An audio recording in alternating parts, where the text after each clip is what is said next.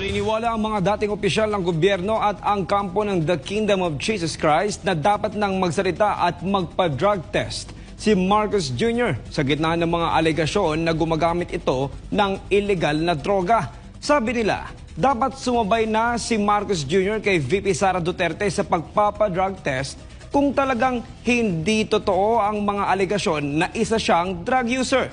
Si Margot Gonzalez sa report. Hanggang ngayon, isang nakabibinging katahimikan pa rin ang sagot ni Marcos Jr. si isyu ng umano'y paggamit niya ng illegal na droga. Kahit nga ang mismong pamilya niya, hindi siya tuwirang maipagtanggol sa isyong ito. Sa viral video na inilabas ng online political commentator na si Maharlika, kitang-kita ang kamukha ni Marcos Jr. na humihit-hit ng white powdery substance. Si Cathy Binag na ex-partner di umano ni dating Congressman Tony Boy Florendo, binunyag naman kay Maharlika ang umano'y mga drug session ni Marcos Jr. Sinasabi na mga drug user ay praning, balisa at wala sa tamang pag-iisip. Kaya daw sirain ng isang drug addict na pangulo ang bansa.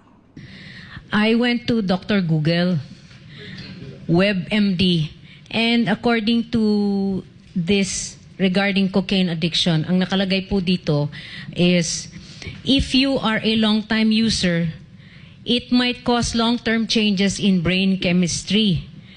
And it will make it harder for you to think, sleep, pay attention, remember things, and make decisions. And reaction time may be slower. Hindi maliit na bagay ang cocaine addiction, Mr. President, kung sakaling meron kang ganyan. Kasi ang buong cognitive functions mo, lahat yan wasak. Pag-iisip mo, judgment mo, your memory, your learning ability, your perception, you can really destroy our country, and in fact, that is what you are doing. Ayon naman sa mga abogado, isang impeachable offense ang paggamit ng illegal na droga. Ibig sabihin, maaring mapatalsik sa pwesto si Marcos Jr. dahil dito. Naniniwala po ako at naninindigan na ang paggamit ng pinagbabawal na droga ay impeachable.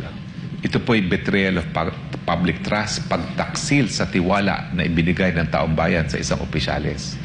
Ang ehekutibo po ang tagapagpatupad ng mga batas. Ibig sabihin po niyan, siya dapat ang nangunguna sa krusada laban sa pinagbabawal na droga at hindi dapat gumagamit. Hindi pa po tayo sigurado na siya ay gumagamit. Pero nakapagtataka po, bagamat nandiyan na ang mga ebidensya, meron pong video evidence, merong testimonial evidence si Cathy Binag, nakakabingi po ang katahimikan ng ating presidente. If we connect this likewise to his present acts, kasi baka sasabihin nila, anong ground ninyo? Betrayal of public trust according to Gonzales versus Office of the President does not cover any and all official wrongdoings or plain errors of judgment. But if you will juxtapose this with his other acts, it might really fall under the definition clearly described by the Supreme Court in Gonzales versus OP that this would be also characterized by clear bad faith and of such gravity and seriousness as other grounds of impeachment.